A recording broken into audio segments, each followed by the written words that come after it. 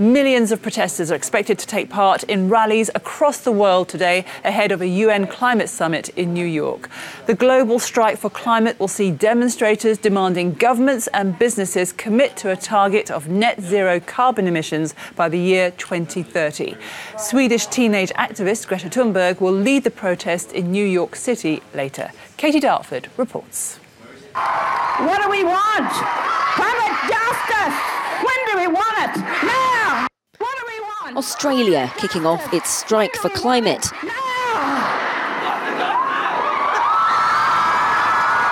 Last in a week, more than 1,500 events have been organised across the globe. In some places there'll be demonstrations, in others activists will camp in main parts of the city.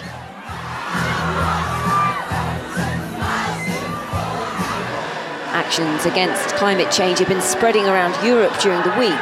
On Thursday, young people from Climate Strike Action unfurled a banner in the public gallery of the Swiss Parliament, saying it's the final countdown, 16 months left. On Tuesday, climate activists performed a funeral in front of London Fashion Week. Some called for the cancellation of the event. The British capital will be one of the epicentres of this global strike on Friday. We're having a funeral procession which starts at Trafalgar Square and will end at the main London Fashion Week venue, 180 The Strand. And the reason is because, we're facing an absolute emergency and we all need to have space to grieve collectively. And we will grieve for the planet, nature, the animals and the people that have suffered and that will continue to suffer, and the lives that will be lost due to this crisis. In Germany, where Angela Merkel just announced a new plan to reduce emissions and make the economy greener, the activists blocked last weekend's Frankfurt Auto Show. In a country proud of its auto industry, this demonstration is very significant. Individual transport to public transport. We must move away from this bigger, faster, further, more to the public goods. Electric cars only make sense if the power comes from renewable energy sources. They don't make sense if it comes from lignite. Hence, we need a fast coal phase-out and use of renewable energy in addition to electric cars and a change in transportation habits. The activist that made this a coordinated movement on a global level, Greta Thunberg, is gathering support. One of the last to follow her, the former President of the United States, Barack Obama. Katie Dartford for Euronews. Well, Australia, where the protests kicked off, is the world's largest exporter of coal and liquid natural gas, but it's also been at the sharp end of extreme weather events. Yet Australians recently voted for a government that says jobs are more important than abstract CO2 targets.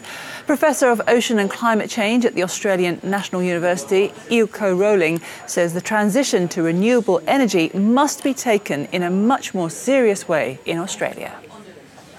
As long as people don't see renewable energy as an industry that could actually provide more jobs and more technological need and more training, but they see it as something that interferes with what they want in terms of their exploitation of fossil fuels, then we're going to always have this battle between economical incentives and the actual need for addressing the climate problem.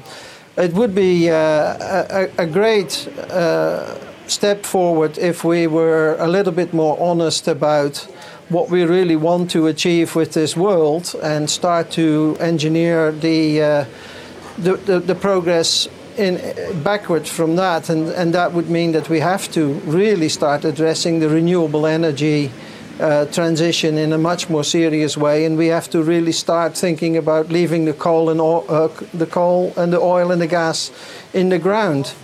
The fossil fuel industry, of course, is very, very powerful, and it's still something that all of us are relying on to provide the base loads of power. And as long as that mentality doesn't go away, we're going to be in this catch-22.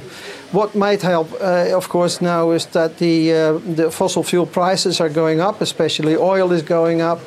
And that is going to put more economic pressure on the transition. We see that already happening with coal in the United States, for example, where the promised extra jobs in coal didn't happen because coal is effectively no longer a power source that modern installations are looking for. That transition is not yet happening so much here because we are exporting an enormous amount of coal and gas, as you say, and that needs to be addressed. But it probably needs to be addressed from the consumers of that coal and gas, because they are the ones that are actually keeping on pushing the market down. And Australia is all too happy to provide the materials. Are you optimistic that next week's UN Climate Summit will achieve anything concrete? I am optimistic that there will be a lot more talk about the climate goals, and that there will be a lot more attention to them. Whether that will translate to actual action, I'm not so optimistic. It always seems to be the countries that are suffering the most, that are the ones that are suffering, for example, from sea level rise. They are the ones at the front of arguing that we need to do something, but they're also not the most powerful nations around to actually affect the change.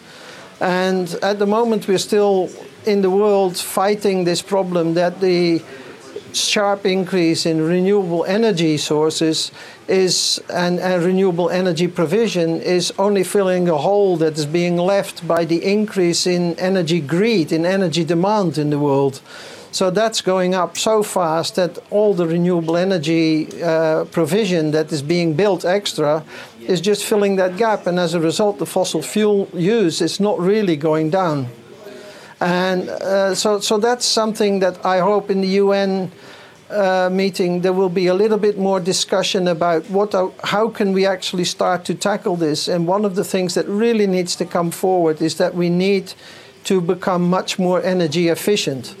We need to stop growing our energy demand, and that is going to be key if we want to have any chance of meeting the Paris climate goals. Professor Eelco Roling there.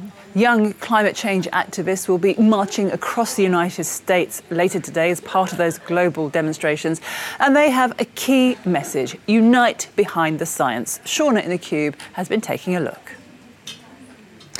Well, there's plenty of young people in the United States that have their alarm set early this morning. That's because they're going to be heading on these climate strikes. And this is a map showing whereabouts in the US these are going to be taking place. But let's just zoom out and you can see that this is certainly part of a wider movement. But let's head over and look at the young 16-year-old activist that started this all. And that is Greta Thunberg. And she spent the last number of weeks in the United States gearing up for this global climate strike ahead of the UN General Assembly next week.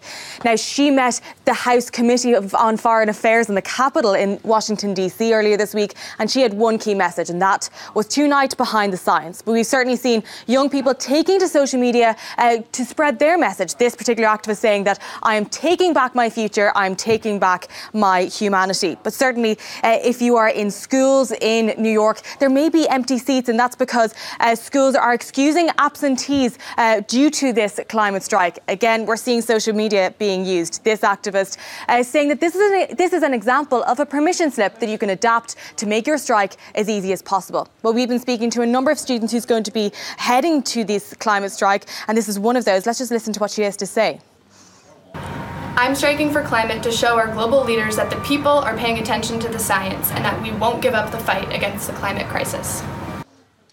Well, she says, again, echoing that uniting behind the science, but they all have one key message, and that is climate justice. Climate justice means that the most developed countries that have been contributing most to climate change, they have to act the fastest. If we look at this research, it's China, the US and the EU. In 1994, the then President Bill Clinton signed executive orders to end climate justice, to start moving towards a system of climate justice to make sure there's no injustice within the US. Well, these students, certainly in the US today, are calling for that same demand 25 years on.